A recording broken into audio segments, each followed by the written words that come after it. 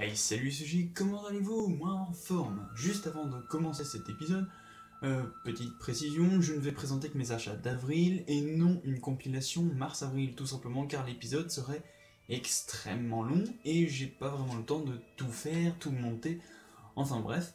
Donc voilà, c'était juste pour vous informer. Si vous voulez retrouver mes achats de mars, allez voir ma collection sur Manga Sanctuary, que je confonds pas avec Manga Station, à chaque fois je me trompe. Donc voilà, ce mois-ci, 7 nouvelles séries, 4 suites et 2 fins, pour un total de 14 volumes. Allez, c'est parti.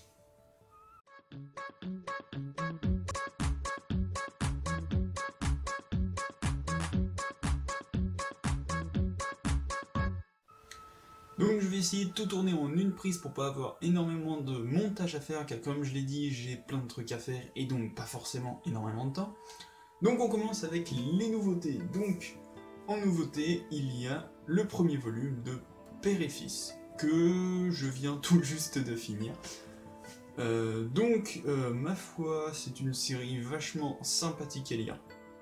Ce premier volume, je sais pas vraiment comment dire, c'est pas comme n'importe quel manga où on va voir un héros qui va avoir des objectifs et des ambitions. Ici, c'est un peu comme une sorte de tranche de vie où on va suivre son périple avec son fils justement, et c'est touchant. Clairement, c'est magnifique. On suit une aventure monoparentale, ce qui pourrait en débousseler certains. Mais d'un côté, ça change. Ici, on voit plus l'amour paternel et non l'amour maternel, même s'il est quand même présent, histoire de dire qu'elle est toujours là et qu'elle est toujours aussi importante. Enfin bref, c'est un manga que je vous conseille et qui est vraiment magnifique. Ensuite, histoire de troller un petit peu juste après ça, le premier volume de Anus Beauté. Alors clairement, voilà, c'est drôle. Je l'avais acheté pour troll avec la Manga Station, parce que c'est, voilà, c'est marrant, c'est Anus Beauté. Un manga sur les hémorroïdes, mine de rien, donc on va pas se mentir, j'ai été surpris, oui, surpris. J'ai lu, et franchement, c'est, bah, waouh quoi. Pour un manga sur des hémorroïdes, on s'attend pas à avoir un manga aussi, moi je vais pas dire exceptionnel, mais un manga aussi bien, que ce soit sur le dessin, je vous montrerai juste une page au hasard. Les dessins, ils sont vachement cool, on se croirait limite dans un shonen. Tu remplaces les super pouvoirs par des suppos et les méchants par des hémorroïdes, et c'est exactement la même chose. Cette comparaison est complètement débile. Non mais si vous voulez rigoler un bon coup, eh bien achetez Anus Beauté. De plus il apporte plein d'informations. Si vous vous intéressez aux hémorroïdes, vous êtes des personnes étranges. Enfin bref, voilà, c'est un bon manga que je vous conseille si vous voulez... je sais pas, voilà. Ensuite, que je viens juste de finir aussi, juste avant Père et Fils, le premier volume de Drakengard. Alors, Drakengard qui est un manga adapté d'un jeu vidéo un peu à la Final Fantasy et Assassin's Creed, mais je l'ai trouvé moyen. Certes, c'est un bon manga, t'as de la violence, même peut-être un peu trop, et c'est ça qui en dérangerait certains. Moi, ça me dérange pas, je trouve ça un peu gore, parce que mine de rien, c'est pour public averti moins de 16 ans, mais finalement, c'est assez classique, mine de rien. C'est juste la violence qui peut-être dépasse un petit peu les bords, mais, mais voilà, c'est un bon manga, il y a un bon scénario, j'irais pas dire le contraire, mais c'est peut-être le fait que c'est un peu de la violence gratuite, et que entre quelques pages de chapitres, attendez que je vous retrouve, ouais, pas grave, entre quelques chapitres, il y a des pages d'explications pour nous expliquer un peu l'univers et les personnages, et c'est justement ce que je trouve un peu dommage. Si l'auteur n'arrive pas à nous le faire directement dans le manga et qu'il a besoin de fiches exprès qu'on a besoin de lire, même s'il y a des petits résumés, bon, c'est qu'il maîtrise pas forcément son sujet, qu'il a peur qu'on s'y perde déjà, donc c'est un petit point négatif. Donc Drakengard, je le mettrai entre parenthèses, je sais pas si je vais continuer, mais si vous aimez la violence, qu'elle soit gratuite ou non, c'est un manga que je vous conseille. Un manga complètement à l'opposé de Drakengard, cette fois-ci, Bienvenue chez Protect. Premier volume, donc avec un dessin assez spécial, on va suivre... en fait, si vous voulez, c'est beaucoup d'informations. C'est un peu comme si on allait on suit le... Je suis en train de me perdre. On va suivre tous les raisonnements d'une personne pour aider des personnes, car il fait une entreprise de consulting. Là, je suis en train de dire de la grosse merde, c'est génial. Mais ce manga, c'est vraiment beaucoup d'informations. Même s'il n'y a pas forcément énormément de texte, hein, c'est bien fait, mais c'est qu'il y a beaucoup de pages justement sur les informations à assimiler, des schémas et trucs. Donc ce manga, faut avoir le courage d'aller jusqu'au bout. Ce qui se passe pas forcément grand chose, hein. C'est un manga tranche de vie sociale, donc bon, faut s'accrocher. En tant que fan de manga, je ne pouvais pas passer à côté de celui-ci, My Hero Academia volume 1 et 2.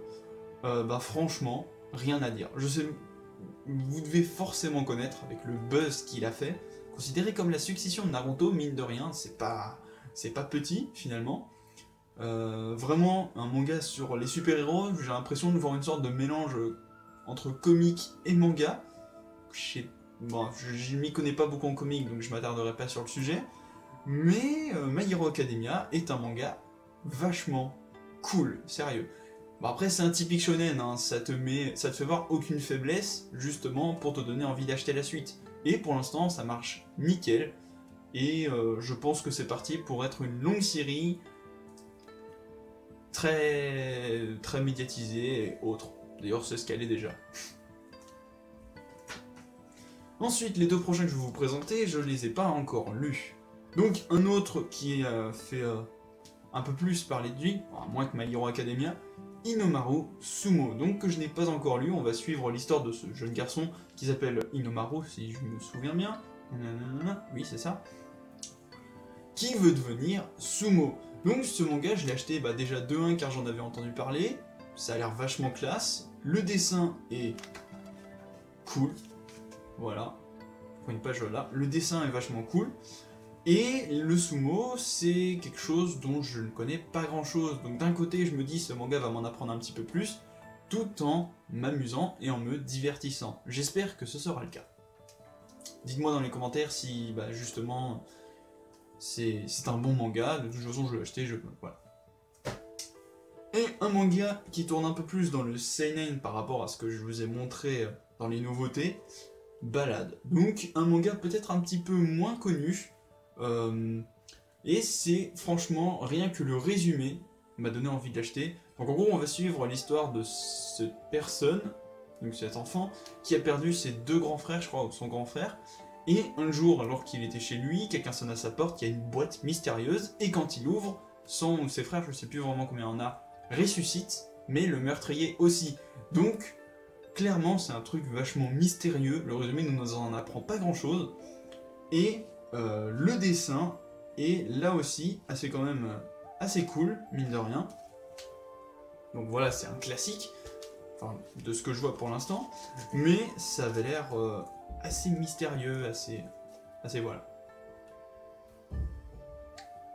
On en a fini avec les nouveautés, on va passer aux suites de séries. Je sais que j'ai pas dit grand chose sur Ballade et Inomaru Sumo, mais je les ai pas encore lus et j'ai pas plus d'informations que ça. Enfin bref. Sur les suites de séries, eh bien ma foi, on va commencer avec le 4e et avant-dernier volume de Final Fantasy Type 0 l'épée. Oh, ce nom est beaucoup trop long, on va dire Final Fantasy Type 0 tout court. Donc, ma foi, pourquoi je l'avais acheté? Déjà, les 3 premiers volumes, bon, ils m'intéressaient pas forcément beaucoup, mais juste la fin du 3e tome balançait quelque chose de vraiment génial, et c'est ça qui m'a donné envie de continuer cette série, qui est en 5 volumes.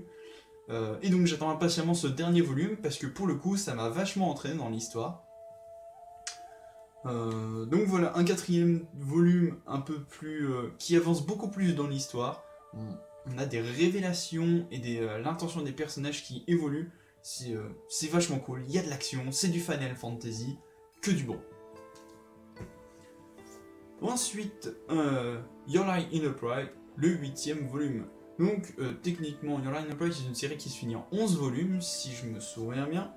Donc on approche finalement de la fin. Après moi je connais déjà, vu que j'avais commencé par l'anime qui m'avait fait verser une petite larme, mine de rien.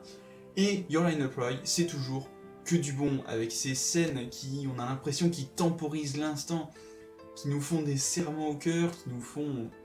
Je sais pas, il transmet des émotions, en plus, que ce soit avec la musique ou avec les personnages et leurs actions, c'est vraiment que du bon pour Your Line of Pride, que je vous conseille vivement si vous ne l'avez toujours pas vu ou lu. Mes deux séries que j'attendais encore, le 5e volume de Dilemma, qui est fini en 7 volumes si je ne m'abuse. Là aussi, Dilemma, encore que du bon, des révélations, encore de l'action, et cet ultimatum qui est posé déjà rien que sur la couverture. C'est pour ça que c'est le premier manga que j'ai lu, enfin, dès que je l'ai acheté, je l'ai lu. Il ne te reste plus qu'une manche à jouer pour la vie de tes camarades. Clairement, ça pose un ultimatum, on se dit oh, le dernier dilemme, alors qu'il reste encore 2 volumes. 2 volumes. Clairement, je suis fou, j'ai envie de savoir comment ça va se passer, comment ça va se dérouler, qu'est-ce que ça va être ce choix, et voilà, j'en attends toujours plus de Dilemma, et je ne suis jamais déçu. Et encore un temps attendu, l'Attaque des Titans, volume 18, donc là aussi, comme Dilemma, c'est que du bon, là en plus, il commence à envoyer du lourd, et ça sent sur la fin qui pose un gros truc de malade. Ah, donc voilà, encore là aussi comme Dilemma, j'ai envie de savoir la suite. Je sais plus trop si on en apprend forcément beaucoup, mais là c'est vraiment de l'action, et pour vous résumer, reconquête du mur Maria. Oh, c'est trop bien, c'est que du bon, c'est l'Attaque des Titans, donc j'ai rien à dire de plus. Et on va finir, tout simplement par les 2 fins de série. Donc les 2 fins de série, donc le 5e et dernier volume, c'est normal, c'est les fins de série, de Sensu. Donc Sensu qui mine de rien est un bon seinen, mais sans plus, qui nous pose des réflexions sur... Bon, j'ai pas d'idée là-dessus parce que clairement Sensu il m'a pris au dépourvu. Déjà, dès le premier tome, il posait quelque chose d'assez spécial, d'assez mystérieux, rien que déjà dans l'ambiance du manga. Et ce dernier volume, clairement, il m'a laissé bouche bée. Tout est résolu, on n'a plus vraiment de questions sur la fin. Rien à dire sur la fin. C'est un manga sur lequel on n'a pas forcément grand chose à dire. On le lit, on se tait, et c'est tout. On n'a pas besoin d'exprimer ou d'expliquer ce qu'on ressent en lisant ce manga. C'est vide, mais c'est cool. Non, faut chercher les pistes de réflexion, mais je sais pas. Je saurais pas comment vous décrire ce volume, mais franchement, il m'a pas laissé sur ma faim. C'est génial. C'est Sensu. Je ferai sûrement un code manga, car ce manga est vraiment assez spécial. Et pour finir, comme on dit, le meilleur pour la fin, le 7e et dernier volume de A Silent Voice, qui est tout simplement génial. C'est du Silent Voice, c'est émouvant, la fin est une conclusion parfaite, clairement. On sent que l'auteur il s'est pas dit faut que je finisse la série, j'abrège ou autre. C'est vraiment que du bon. J'ai même cru, je devais être rendu à un peu plus de la moitié du manga, je me dis mais comment ça va finir? On est frustré par une certaine chose que je ne vais pas dire au risque de spoiler certains s'il y en a qui sont au tout début. Mais clairement c'est que du bon, et rien, même sur les dernières pages j'avais envie de dire mais fais-le, fais-le. Et c'est quelque chose qui ne s'exprime pas avec des mots, et d'ailleurs c'est la fin du manga, ça ne s'exprime pas avec des mots, tout comme... Voilà, c'est magnifique, j'ai même failli verser ma petite larme à la fin, c'est émouvant. C'est Silent Voice que je vous conseille énormément. Donc voilà, cet épisode se termine, ouais, pratiquement 14 minutes quand même. Donc imaginez si j'avais fait Mars en même temps. Le machin plus d'une demi-heure. Enfin bref, je vous remercie d'avoir suivi cette mangacha jusqu'au bout. J'espère que vous avez découvert des petits bijoux ou des mangas, enfin comme vous voulez, qui vous donneront envie de... Enfin, que je vous aurais donné envie d'aller lire, de continuer votre lecture ou de les commencer. Allez, tchuss les sushis!